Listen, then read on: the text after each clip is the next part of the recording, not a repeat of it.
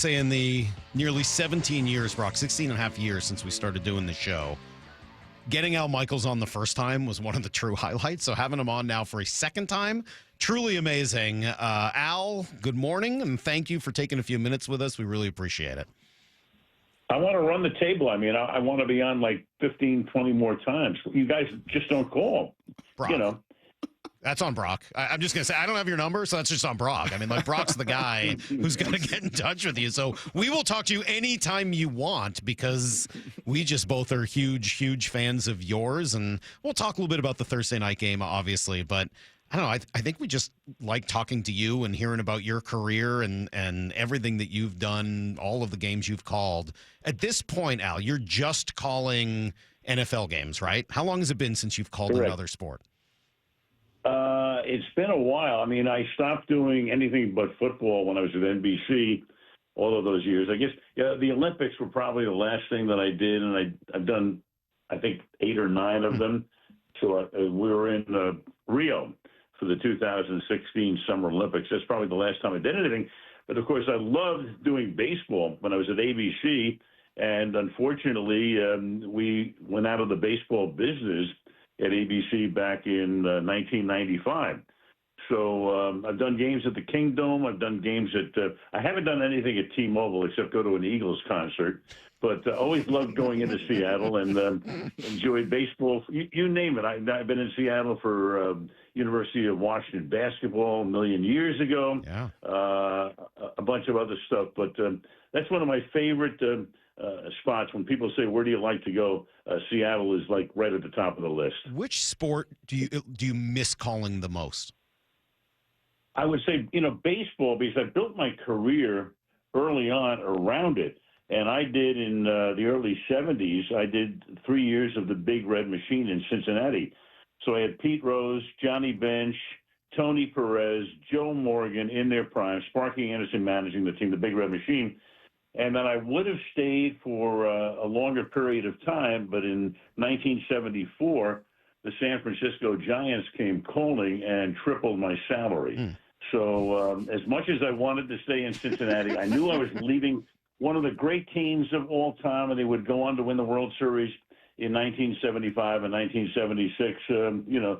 The bank account beckoned. What was it, about $6, $7, $8 million difference probably back then, something like that? In those years, no, we're talking about a few thousand and a decimal point with a few coins at the end of it. Yeah, that was a totally different thing. And in fact, my first year in Cincinnati in 1971, Pete Rose is holding out. He's holding out for like $110,000 a year, and the Reds are offering like 102.5 or something. They settled at 105. So that's where we were that many years ago. Now, Ohtani's at bat is more than Rose made that year. Well, you referenced the Kingdome. It was fun yesterday. Carl Ravitz was on with us. He did the Sunday night Mariners baseball game. And it's been some time, Al, since our baseball team has been in this kind of place, controlling their destiny, could have a first-round bye, kind of hearkening back to the early 2000s, as you referenced, some of those games in the Kingdome in the 90s. For those that may not know, like new Mariners fans that are listening to the station and following this team, as we're the flagship of them as well, what was this town like when you were in town for some of those Mariners highlights? Well, actually, I did a game in, I think, 1995 in the Kingdome. The Yankees were in town, and I think an 18-year-old kid had just been called up, and I interviewed him before the game, and his name was Alex Rodriguez. So I did one of his first ever games when he was up there. Also, here's something interesting. Going back to the Cincinnati years, so in the clubhouse, adjacent to the clubhouse, after the game, the wives would be there and the kids would be there. So we had a lot of kids running around in that clubhouse.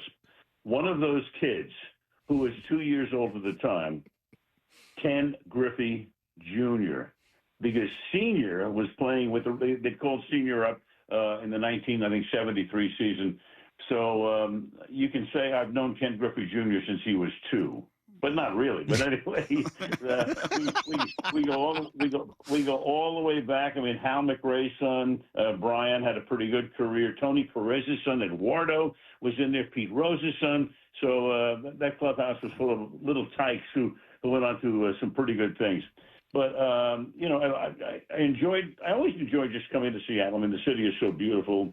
It obviously reminds me so much of like San Francisco and Vancouver, and with the water, it's beautiful, and the hills.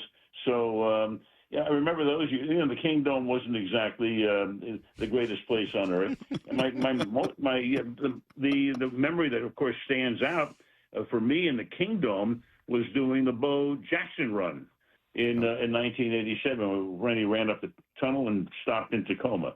So a lot of good memories about what took place in your town, guys. We're talking to Al Michaels. Not that that's a surprise. Anybody listening who knows anything about sports knows the voice, and that's who we're talking to right now. We were just talking about Brock and I love talking about announcing teams and play-by-play, and I really do consider it part of the fun of watching sports.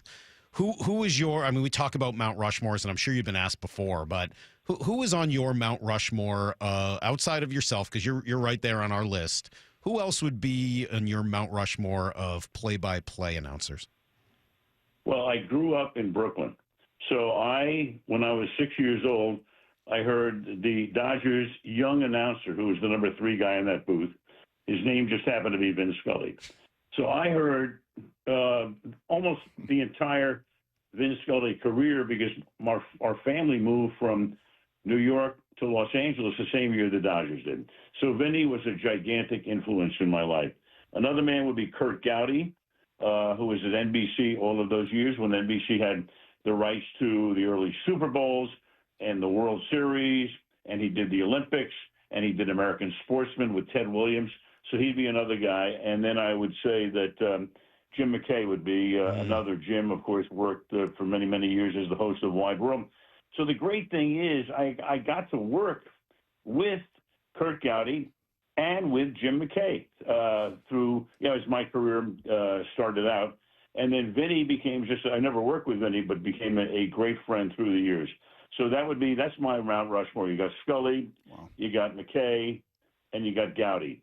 And then, of course, I had the opportunity to do about 8 years of baseball with one Howard Cosell. Howard's on a different mountain than Mount Rushmore.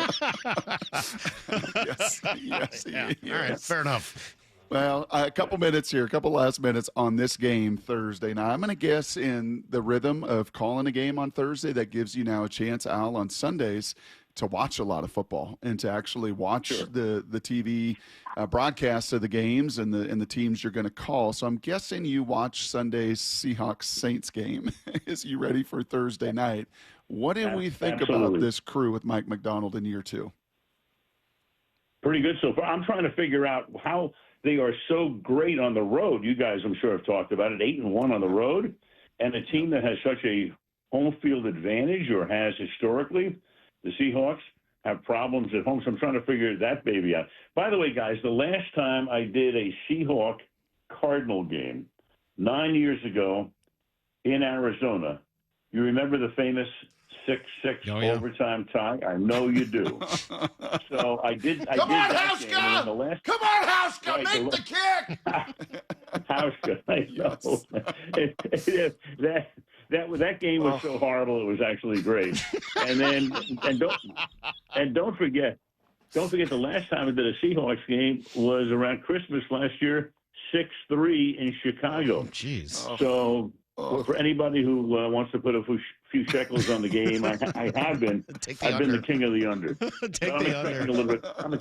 I'm expecting a little bit more. No, obviously they look great the other day. I'm happy for Sam Darnold. I mean, it's so interesting. I mean, to me, Darnold's had, it's kind of an interesting thing, a little bit like the Baker Mayfield career. When you think about it, in 2018, Mayfield gets picked number 1 by Cleveland. Darnold's number 3 by the Jets.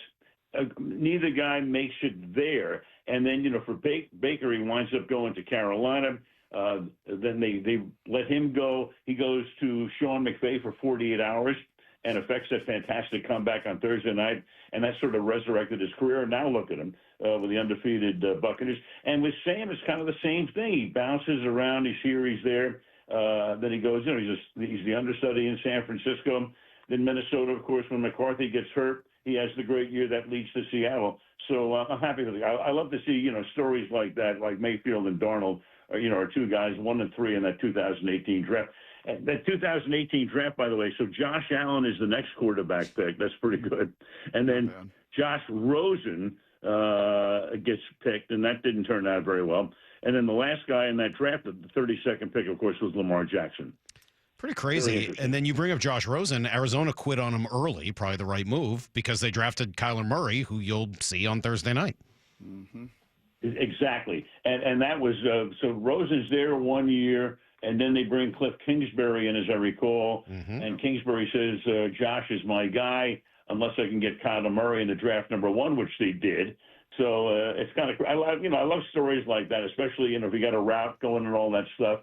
You go to your saddlebags and you have to go someplace when the score is like 42-3. But of course, with me, the score is always like 6-6. All right. So Brock said, still no vegetables, still no kitchen, but you now have a fridge freezer. So my obvious question is, what room does the fridge freezer go in if there is no kitchen? Well, no, there's a let's put it this way. There's a table. So that and we've got a barbecue pit, right? So I just go into the freezer, let it thaw. I did it last night. Put a steak on the grill and away you go, man. Attaboy. No veggies, but plenty of fruits and poultry and fish and meat. So here I am. So maybe I've created a new template for eating, but I would tell kids don't do this at home. Well, the greatest story of all, Al, and thank you for this time as always. We love it. Our audience loves it. The greatest story of all, that just reading your old Wikipedia page, it will be 60 years of marriage for you next August. 60 years. Found the right girl. Wow. I found the right girl. Congratulations. That's pure luck. 10th grade. Are you kidding me? I know. I'm with you, man. Totally. The best. Well, very lucky. We appreciate it, Al. Thank you so much. I'll also say on a personal note, my 11-year-old daughter's been playing hockey, so we showed her Miracle, and now she's at 11 already on the Al Michaels bandwagon, as she's gotten a chance to believe in miracles herself. So just want to say thanks. The last thing, guys, is speaking of hockey, Climate Pledge Arena. I'm a gigantic hockey fan, gigantic. We have King season tickets for 30 years. Climate Pledge is the best hockey arena in the country, number 1. It's awesome. Absolutely. And we might have the best hockey announcer in the country. Forsland is unbelievably He's great. Good. So good. Man, he's great. Wow. All right. Yeah, I'm with you, man. Al, you got to go. We got to go. Thank you so much. Enjoy the game on Thursday. I hope we get more than 12 total points scored. And we'll talk to you soon. Thank you. Me too. Thanks, guys. Take care.